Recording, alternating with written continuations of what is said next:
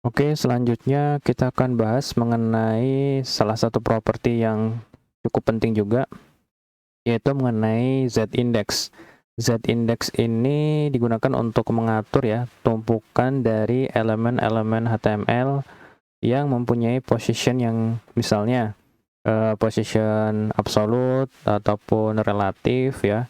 Itu bisa kita atur menggunakan Z-index ini. Misalnya teman-teman ada case ya, elemen HTML ada misalnya 2 atau 3 sama-sama menggunakan positionnya absolute ya, tapi ingin merubah tumpukannya gitu ya, urutan tumpukannya. Misalnya yang box yang pertama itu yang paling tinggi gitu. Itu bisa kita atur menggunakan Z-index. Jadi untuk itu langsung saja kita buka kode editornya. Kita akan gunakan file ya yang kita buat di belajar position CSS ini. Untuk itu silakan buka hasilnya itu di browser ya, seperti ini. Untuk paragraf akan kita hapus terlebih dahulu, seperti ini. Kita simpan ya, hasilnya seperti itu. Untuk yang position fix kita hapus dulu ya. Oke, kemudian kita hapus untuk ini.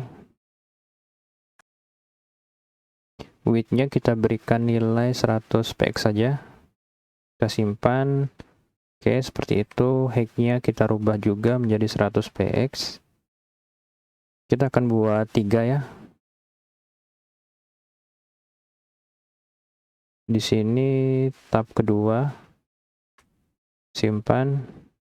Sip. Selanjutnya untuk Z-index tadi untuk mengatur tumpukan ya. Ketika misalnya kita berikan position yang sama-sama absolute gitu. Oke, kita akan berikan positionnya adalah absolute ya. Absolute. Seperti ini. Kita simpan. Kemudian untuk ketiganya kita berikan nilai juga sama ya. Di tab kedua, tab ketiga juga kita berikan position absolute, kita simpan. Oke, jadi akan seperti itu ya teman-teman. Ingat sifat dari position absolute maka akan menghapus dan menganggap tempat dia sebelumnya itu sudah tidak ada ya, makanya dia bertumpuk seperti ini. Nah, di sini kita bisa atur untuk tumpukannya itu menggunakan properti yang kita namakan Z-index. Tapi sebelumnya kita akan atur dulu untuk melihat ketiganya itu ya.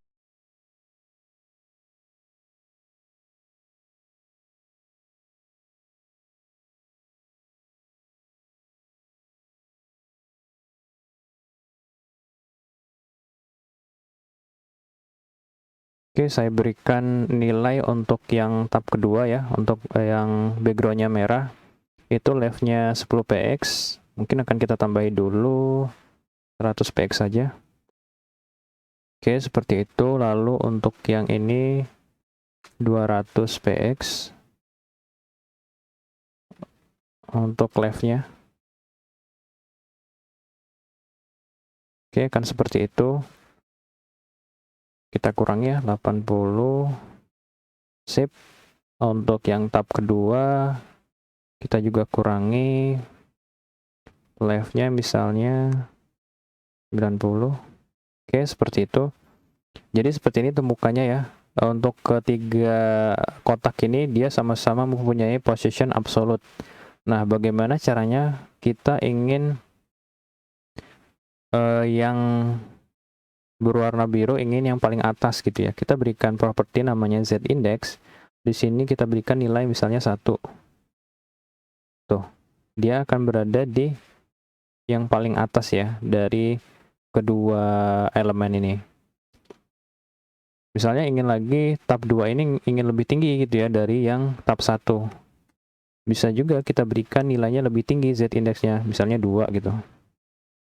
Tuh, maka akan lebih tinggi dari kedua elemen HTML violet yaitu dan yang biru. Juga misalnya kita ingin berikan lagi yang violetnya ya, z-indexnya lebih tinggi. Bisa juga dengan nilai 3 misal. Tuh. Jadi seperti itu ya teman-teman cara penggunaan z-index untuk mengatur tumpukan dari sebuah elemen HTML yang kita buat.